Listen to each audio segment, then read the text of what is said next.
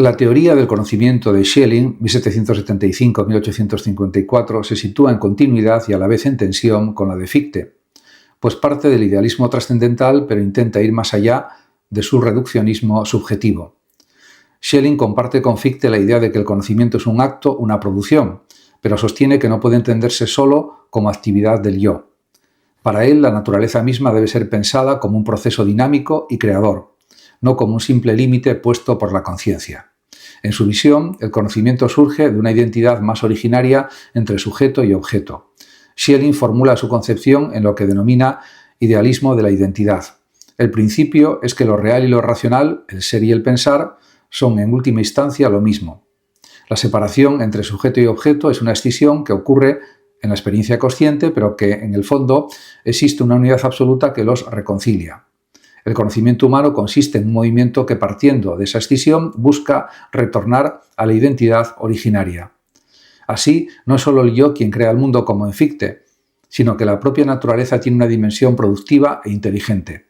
La naturaleza es espíritu visible y el espíritu es naturaleza invisible.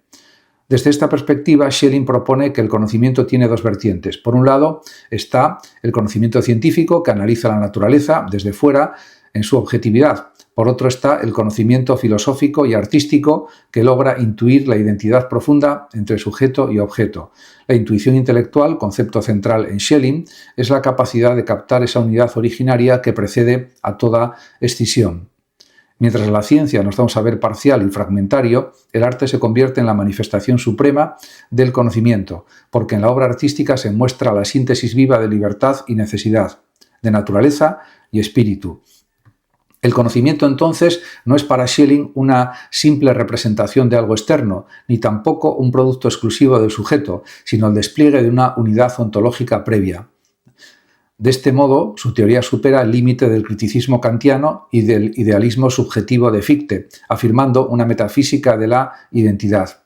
En definitiva, la teoría del conocimiento de Schelling sostiene que pensar y ser coinciden en un absoluto indiferenciado y que el acto de conocer consiste en desvelar y actualizar esa identidad originaria. El arte y la intuición intelectual son los caminos privilegiados para acceder a la verdad, porque permiten superar la división entre sujeto y objeto y reconciliar al ser humano con la totalidad. La teoría del conocimiento de Hegel, 1770-1831, constituye uno de los puntos culminantes del idealismo alemán, al ofrecer una síntesis que supera las limitaciones tanto del criticismo kantiano como de los idealismos de Fichte y Schelling. Para Hegel, el problema central es comprender cómo el conocimiento no se reduce a la oposición entre sujeto y objeto, sino que forma en realidad parte de un proceso dialéctico en el que la conciencia llega a identificarse con la totalidad de lo real. En su obra Fenomenología del Espíritu, el propio Hegel describe el camino del conocimiento como un itinerario de la conciencia que, partiendo de formas más simples de aprehensión o captación del mundo, avanza hacia un saber absoluto. Al comienzo, la conciencia se enfrenta al objeto como si fuese algo externo, independiente, y lo aprehende o lo percibe en la percepción inmediata o en el entendimiento. Sin embargo, cada forma de conciencia revela o manifiesta contradicciones internas.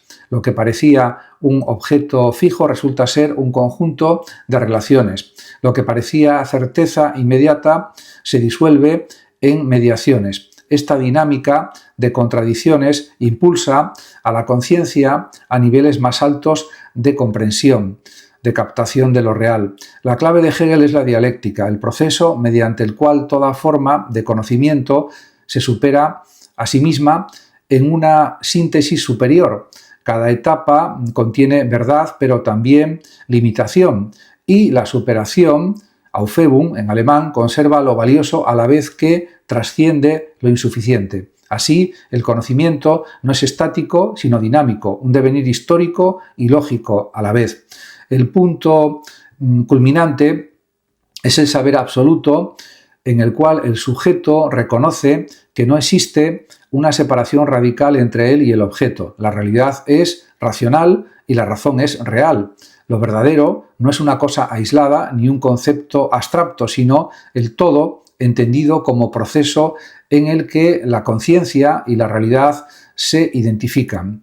El conocimiento, por tanto, no es simple representación, sino autoconciencia del espíritu que se reconoce a sí mismo en la historia, la naturaleza, el arte, la religión y la filosofía.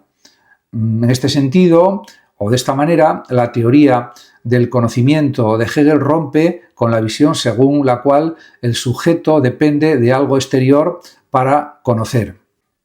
La teoría del conocimiento de Mario Bunge, 1919-2020, forma parte de su filosofía sistemática orientada a defender el realismo científico frente al escepticismo, el relativismo y las posiciones idealistas.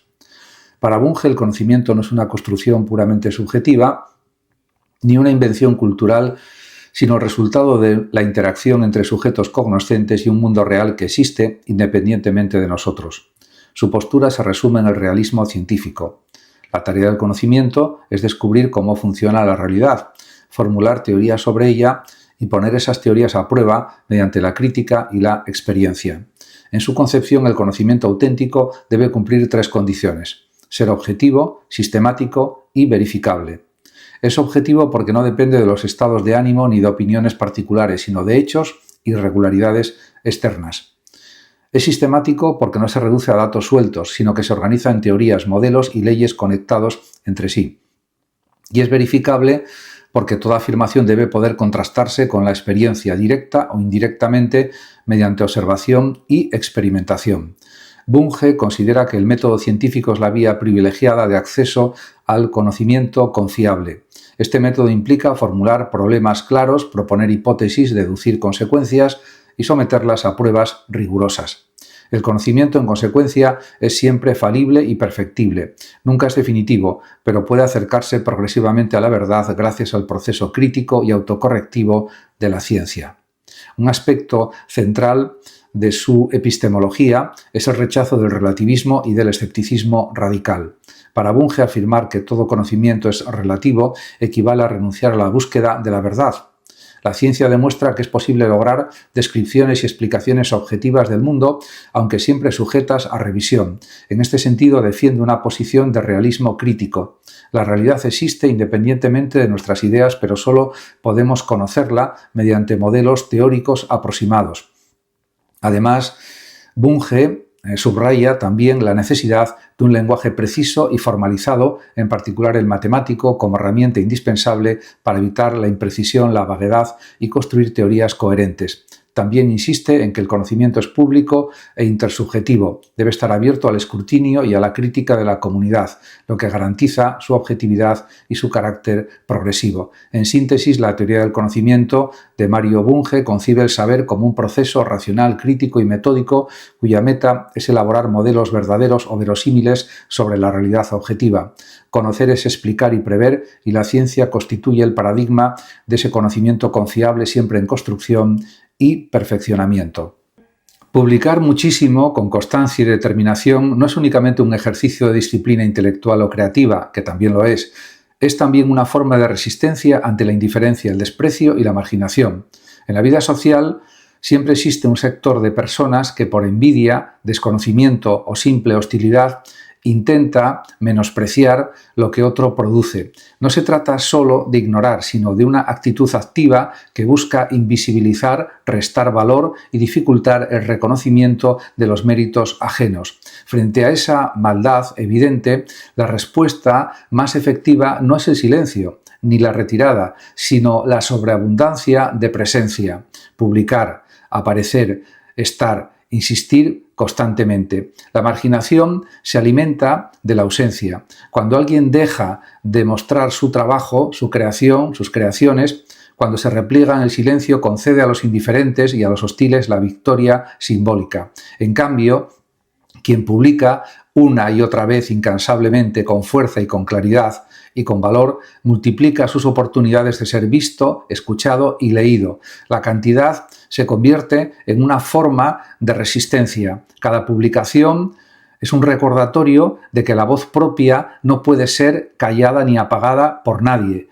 nunca será pagada por la indiferencia ajena. La perseverancia erosiona el muro del olvido que algunos pretenden imponer, pero sin éxito. Habrá quienes continúen despreciando o negando valor a lo realizado. Sin embargo, la acumulación crea un archivo, un legado, una huella que con el tiempo se impone. Lo que se desprecia hoy puede ser leído mañana con otros ojos. Lo que se ignoró en un momento puede convertirse en referencia en el futuro y también en el propio presente. La abundancia de publicaciones actúa como una memoria que resiste contra el intento de borrar o minimizar el valor creativo de los creadores. Además, publicar constantemente es también una forma de autodefensa psicológica. Ante la injusticia del desprecio, la mejor respuesta no es hundirse en la frustración, sino redoblar la creatividad. El acto de publicar refuerza de esta manera la autoestima, otorga sentido, construye identidad. Uno deja de depender de la aprobación inmediata de los demás y se concentra en la fidelidad a su propio trabajo. De este modo, el poder de los indiferentes se reduce a cero. Ya no son ellos quienes deciden la relevancia, sino el propio acto perseverante de crear y compartir contenido. En definitiva, publicar muchísimo es una estrategia contra la maldad de la marginación. No es venganza ni confrontación, sino presencia y constancia.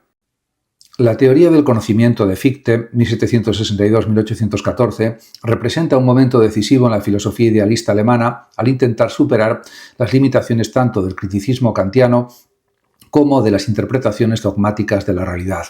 Fichte parte de la convicción de que Kant, aunque había puesto la autonomía de la razón como fundamento, no había resuelto del todo el problema de la relación entre el sujeto y el objeto. Para Fichte, la clave está en radicalizar la idea de que el conocimiento no puede depender de una cosa en sí incognoscible, como en Kant, sino que debe originarse en la propia actividad del yo. De esta manera, se puede decir que el principio fundamental de su sistema, la doctrina de la ciencia, que es uno de sus grandes libros, pues realmente supone que el yo se pone a sí mismo. Con esta fórmula Fichte expresa que la conciencia no es un mero reflejo pasivo de algo externo, sino un acto originario de autoposición. El yo es actividad pura, es espontaneidad creadora, pero este yo absoluto, para poder determinarse, debe encontrarse con una resistencia. De ahí surge la noción de no yo. El no yo no es algo dado desde fuera, sino una autolimitación que el propio yo introduce para poder diferenciarse, para que exista oposición, contraste y, en consecuencia, conocimiento. De este modo, el proceso del conocer en Fichte consiste en una dialéctica de autoposición, oposición y síntesis. El yo se afirma, se encuentra con el no yo y a partir de esa tensión configura el mundo objetivo. Lo que llamamos realidad exterior no es una cosa independiente, sino el resultado de la actividad del yo en su esfuerzo por autolimitarse y reconocerse. Conocer equivale de esta forma a actuar. La conciencia es un ejercicio constante de producción de mundo y de autoconciencia. En este sentido, este planteamiento tiene implicaciones éticas y prácticas profundas. Si el conocimiento es actividad del yo, entonces la libertad es el fundamento de toda experiencia. No somos receptores pasivos de un orden dado, sino agentes libres que configuran su mundo. La filosofía de Fichte es por ello un idealismo práctico. El conocimiento no se separa de la acción moral porque todo acto de saber implica ya una afirmación de libertad. De esta manera, en definitiva, se puede decir que la teoría del conocimiento de Fichte rompe con el dualismo kantiano entre fenómeno y cosa en sí y además lo sustituye por la idea de que todo lo real es producto de la actividad del yo. La conciencia no refleja la realidad,